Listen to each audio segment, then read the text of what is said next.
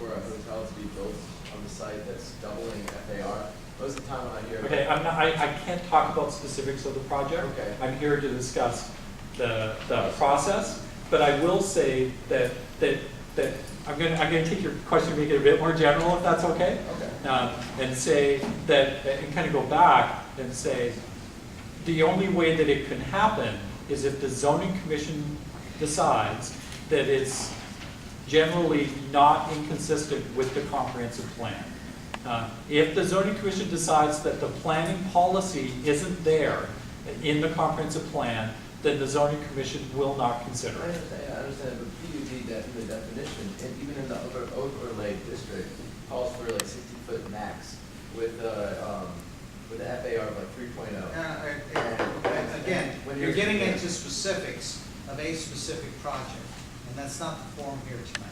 Yeah. We're really sort of discussing sort of procedure Okay. and sort of the larger context. You're raising some very good questions. This is just not the time to do it. I will make one general comment to that, and you're probably not going to like this answer, but it's the way that it is that there is nothing in the regulations that limits how much different the PUD can be from what the base zoning says, Okay. if it's supported in the comprehensive plan.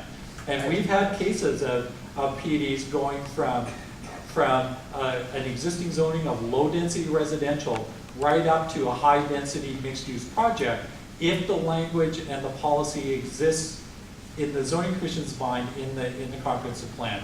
There's obviously the basic zoning limitations and the Height Act limitations and that kind of stuff. Like, I mean, the zoning commission can't approve a building of 300 feet high because there's other legislation that they don't control that doesn't allow it. But within those really quite broad parameters, the zoning commission has a lot of leeway. Ma'am? Yes, I work for one of the large developing companies, and I just came to really thank the Office of Planning for creating PUD. It really enabled us to bypass zoning laws, and it really enabled us to generate a lot of profit. And I believe that by us generating this profit, it trickles down into the Adams Morgan economy. And also, you know, we've been able to streamline any dissent. Thank you so much to the Office of Planning for allowing us to just bypass dissent and bypass zoning laws and really just create massive buildings. And our goal is to continue to create giant profits for ourselves and also to continue to create giant buildings. And I have heard some people here saying that they were concerned about low-income housing and people not being able to afford to live here. And as far as that's concerned, we've only really eliminated a few low-income housing, and I think the point is to create a neighborhood that is safe for everyone. And so as far as we're concerned, we're really thankful to the Office of Planning for allowing us to just completely bypass zoning laws, and we're very grateful for that ability, and that's really because of PUD. So I just came here today. Point of to thank you very much. clarification, is your firm doing any business in Adams Morgan? Yes, we are. We are responsible for a lot of the luxury condos that you see in Adams Morgan. Like, Like some of the ones you see on Champlain Street. like, I prefer not to go into too much detail because I really think that there's individual, but I'm here, we'll see if they go. So so, would you identify your employer? I prefer not to because I came here as an individual tonight, but again, I did come here to thank you very much for allowing us to bypass zoning laws and allowing us to weed out low-income people that have lived here in the past and really create a more Georgetown atmosphere here in Adams Morgan. So let me see if I understand this. Ooh, Here's an individual representing an employer who's thanking the Office of Planning for being able to build big I things. personally am thanking the Office Planning because working for this corporation, Okay, I realized I got it. how we're able to bypass We got it, we got it. Mr. Simpson? Just a follow-up question on the kinds of feedback that can be given during the PUD process. You had mentioned that the Zoning Commission and the Office of Planning can give very detailed recommendations to the developer to say, no, you're really going to need to change this aspect of your project if you hope to have it ultimately approved. And then similarly, there's a recent case that was brought to our attention from the West End where an ANC there, when it came time for the ANC to vote on a project, voted out, I think, 3 pages worth of sort of conditions for their approval of a hotel project there. So I just wanted to confirm, when it comes time, ultimately at the public hearing stage, number 9, for the ANC to vote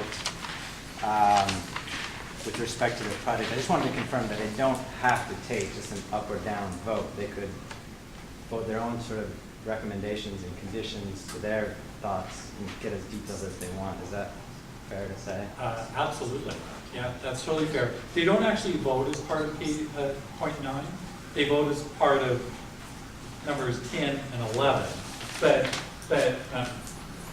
yes, it's not an all or nothing situation.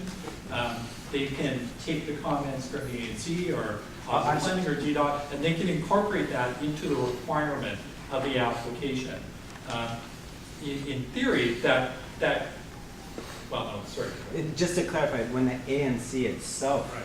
votes Oh, with I'm respect to the project, Yeah. the ANC themselves could vote as detailed set of recommendations. Oh, or- absolutely. Yeah, it's Yeah. not just an up or down. Set of concerns. Absolutely. And that's usually what we do see, what the zoning commission does see.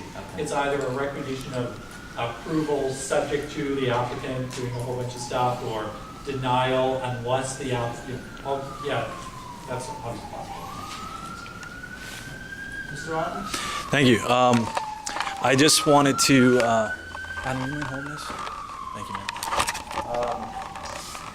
Thank you for being here tonight. I'm sorry I missed the beginning part, but I've been reading through the planning and development law, and one of the things I wanted to get a sense of from you, in Chapter 11 of DCMR 2400 PUD, 2400.2, the overall goal of a PUD is to permit flexibility of development and other incentives such as increased building height and density, provided that the project offers a commendable number of quality of public benefits and that it protects and advances the public health, safety, welfare, and convenience.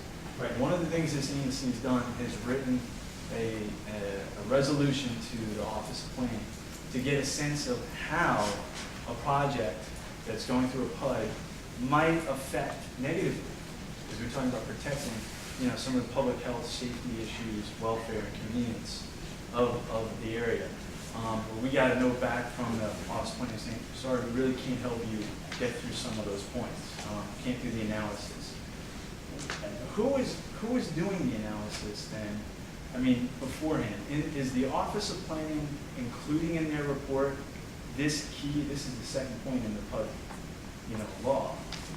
Are you guys doing analysis of how the project's impacting public health, safety, welfare, and convenience? Yes. Okay. And what does that mean to you then as the Office of Planning? What does public health, safety, welfare, and convenience mean? Well, I don't think there's one answer to that, just like every PUD is different. The answer to that would be different. And like the ANC and like the community, I assume you'll be looking at what the potential benefits of the project are, what the potential negative impacts are, and weighing them up. So that the zoning commission can in the end make an informed decision. Right, I appreciate that. I guess I get the sense that, as somebody pointed out here, a developer somebody works for a developer, there's the sense that PUDs are the super variants that they can use to work around existing laws, that we're not getting the analysis from OP.